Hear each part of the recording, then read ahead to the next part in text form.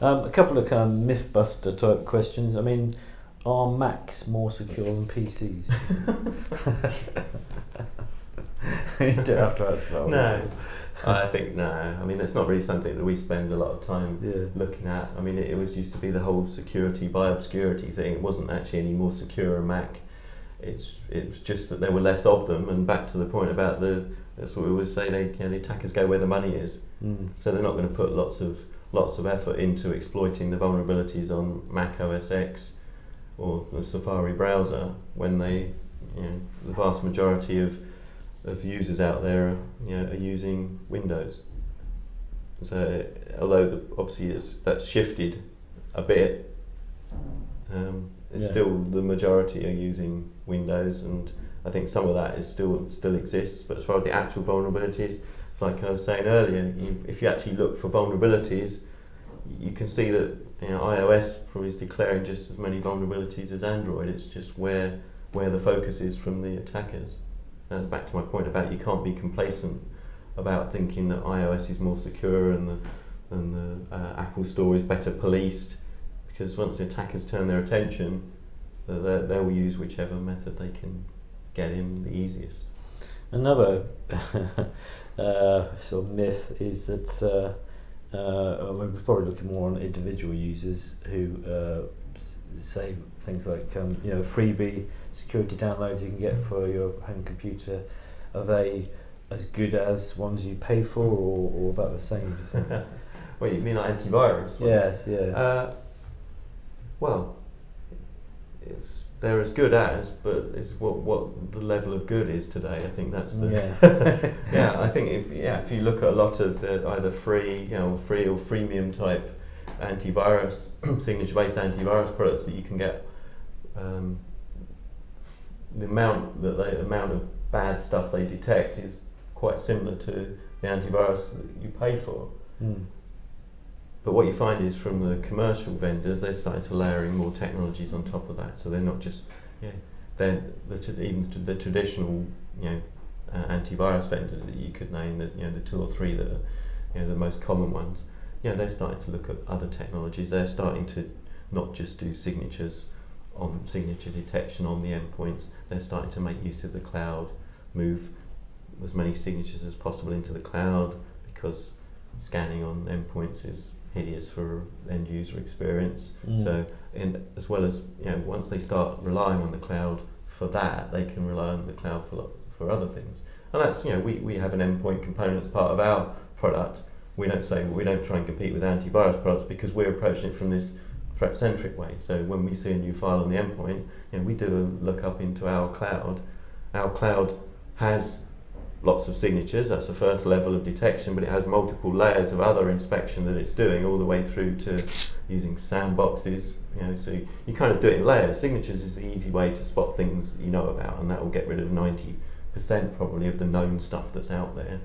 We talked about targeted attacks a lot, and it all sounds like that's all doom and gloom, but there's still a very small percentage of the overall amount of malware that's out there. So using signatures is a good front line to keep the noise out. And as an enterprise, you don't want your endpoints getting infected left, right, and centre with sort of random malware, because that's a lot of work for your IT team still. So you still got to keep the noise out.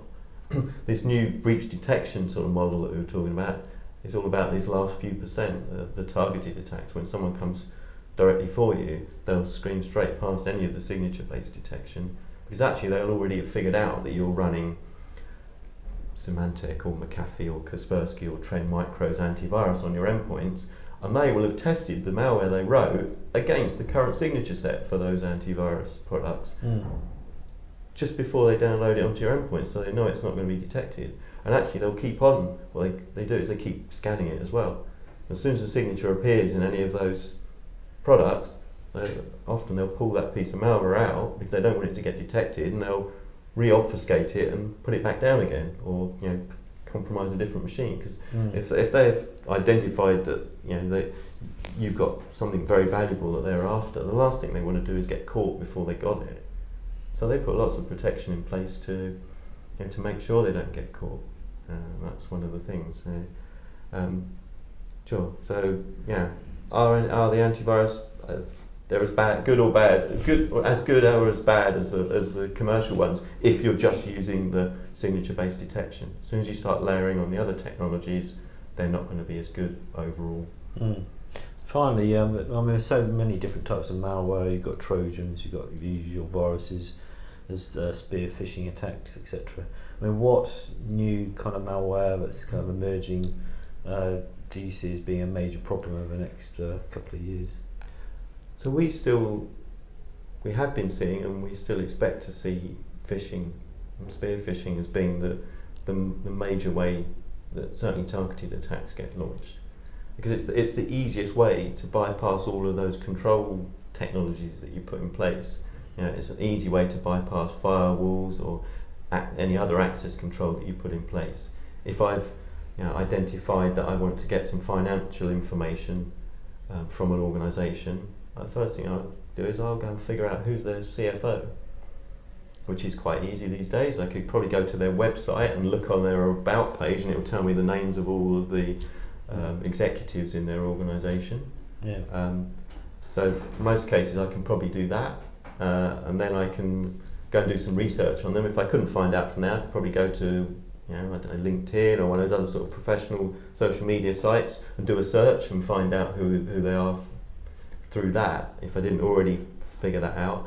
And then I can use social media sites, the professional ones or the social ones, to find out a bit more information about them and craft a very believable email that I can send to that person. I can even make it look like it came from someone else in their social circle very easily, which I found out from their social media site.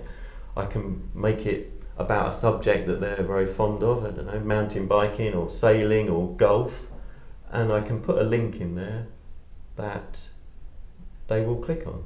I can almost guarantee they will click on it.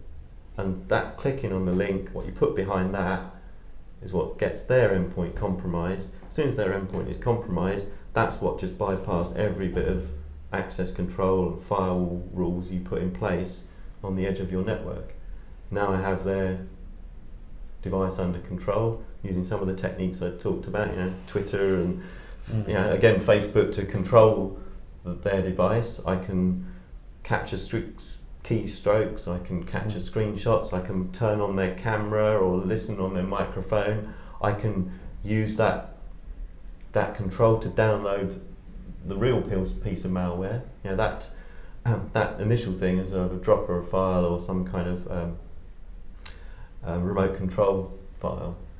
Once that's running, I can craft the real malware. I might be able to use that to probably initially find out what version of antivirus they're running.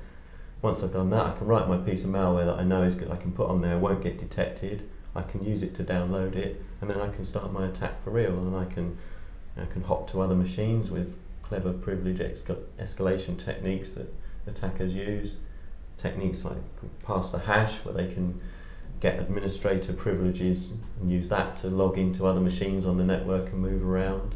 So there's all sorts of techniques that they use, and as they start to use them, then the defenders like ourselves come up with techniques to go, okay, we're going to spot them when they do this, but then they'll move on and they'll do the next thing. We're making it harder, but the industrialization means they are innovating at a fair rate, and you can't sit still against these guys. And you've just shown it by example there that it's the people in the system that are the weakest links.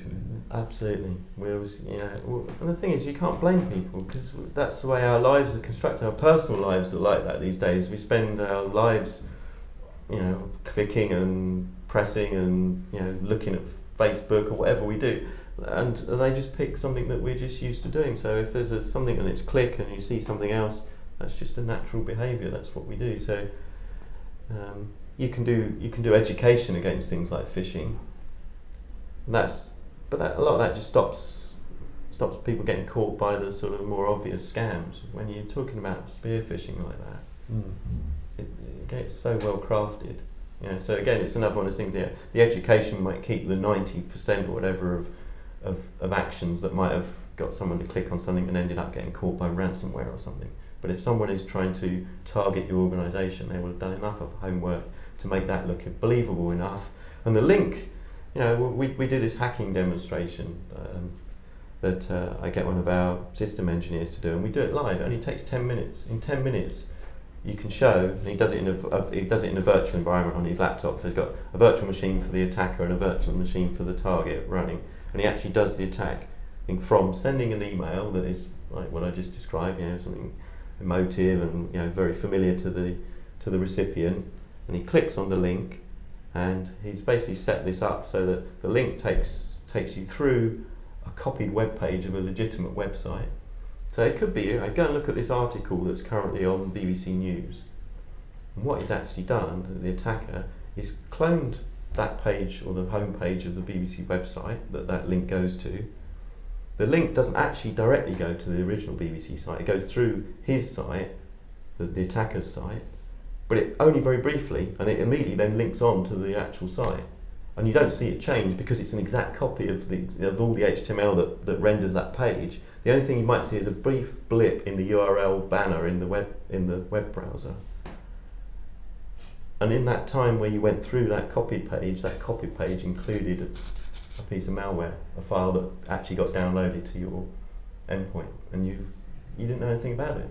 And you're never going to know anything about it until someone tells you that you've been compromised for whatever reason. How they found out. So hopefully it's because you're not just relying on firewalls and antivirus anymore, and that it's your security team that's told you, not not a customer or some government agency or a journalist. Yeah, or a journalist. Yeah, especially not a journalist. No. Anyway, well, thank you very much for that. Okay. That was brilliant. Thank you. Okay. Cheers. All right. Thanks. Great to meet you. Cheers. Thanks.